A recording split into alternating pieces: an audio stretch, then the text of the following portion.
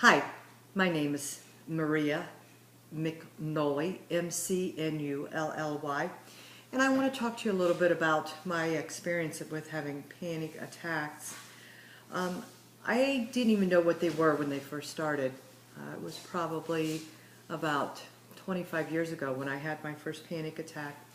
And I didn't even call it them. I didn't know what it was. I really thought more of it as being that I was probably going to have a heart attack or something. And this is kind of how it started.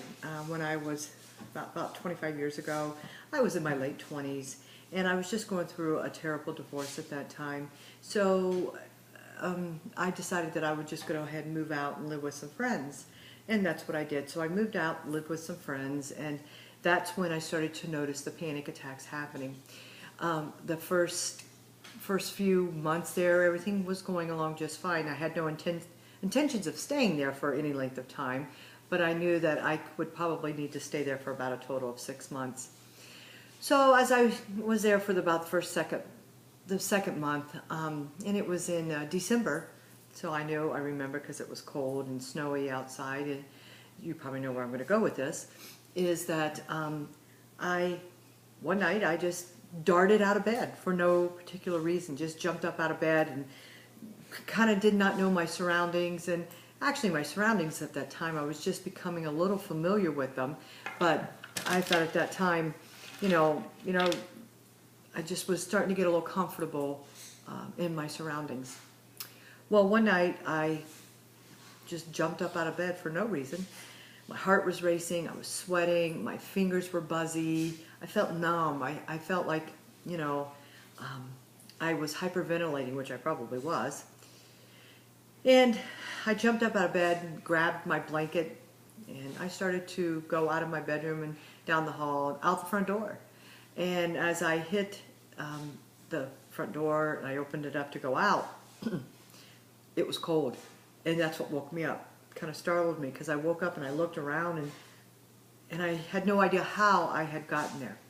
So I felt a little silly, and I was hoping that nobody had seen me, which nobody did, and I went on back to bed. The next morning when I woke up, I could remember something happening, but I wasn't quite sure what was going on. I thought, well, maybe I was tired, working so hard. I have a job where I sit all day long, and I know that they had just come out at work telling us about this dangers of sitting and talking about how it can cause cancer, namely colon cancer, and I was a little concerned about that, and I thought, I didn't know if that was bothering me because I sit all day long at my job. And that was really starting to worry me because I couldn't figure out any other alternative to sitting. So that was probably on my mind as well. And then I know also I had always been worried about my weight at that time. I kind of developed this muffin fetish that I just would eat muffins every single morning. And as I was going through this divorce, that was really quite an expensive meal, if you will, because the place that I worked at was a state government office, and their muffins there, they would run sometimes like $15, $16 a piece. And the reason why is because they had like chocolate chips and all kinds of goodies in them. And at $15 for a muffin was just crazy. So that was another habit that I was trying to break. So there were some things that were kind of playing on my mind. First of all, at our job, how they were warning us about sitting, and then also trying to stop my muffin habit so that I didn't have muffin top, trying to lose weight. So that's why I was starting to think, well, maybe that's what this was about. Maybe that's why I had this night terror or panic attack or whatever it was. So the next night when I got home, I was really afraid to go to sleep because I did not want to have this happen again. Well, I went to bed that night and had a hard time falling asleep. I was kind of anxious about the thought of waking up. I think I was more anxious about it because there was nobody in the room with me, and I didn't tell anybody about what happened. So it was kind of like my little secret, if you will. So what I did is I think I probably laid there for 2 hours just being anxious about the thought of having a panic attack. I fell asleep. It was about 1 o'clock in the morning. And that whole night went on and it was uneventful. So I thought that was the end of it. That's it. You know, it was just a one-time thing and I'm done and I will not ever experience another panic attack. About a week later, sure enough, my panic attack, I had another panic attack. This time I jumped up out of bed, ran into the kitchen, and then before I knew it, I woke up and I couldn't figure out what was going on and got myself back into bed, and I realized then, I thought, you know what, I'm having panic attacks. But I thought it was odd that I would have them at night, because anybody that I knew had a panic attack would have them during the day, on their job. They would try to get away from their surroundings. If they were at work, they would have to go home. If they were in an elevator, they needed to get out. So all of these little, I just thought, well, panic was nothing like what I was going through. So I finally decided I need to go to the doctor because I can't live a life like this. And certainly if my friends found out, they would be wondering what was wrong with me, letting me come and live with them. And then now I have this crazy woman in my house who has panic. So I did go see the doctor, and he tried to put me on some different medicines. I'm not a medicine taker.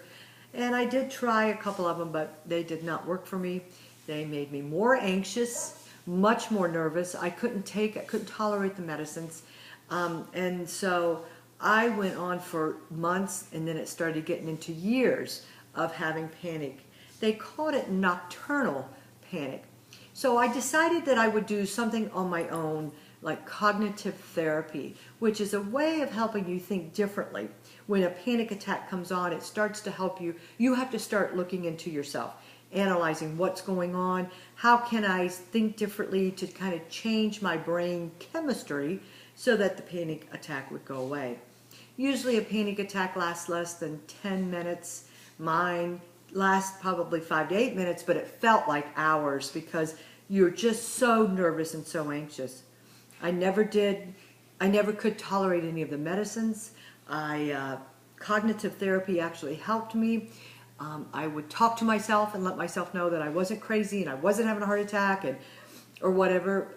And that really helped. So I really advise anybody who has panic attacks to get a hold of them right away. Don't let it go on. Get help right away. And just try to help yourself as quickly as you can by thinking differently and telling yourself you're not crazy. Your brain is very powerful. You can convince it that you are not crazy. So that's my experience with panic attacks.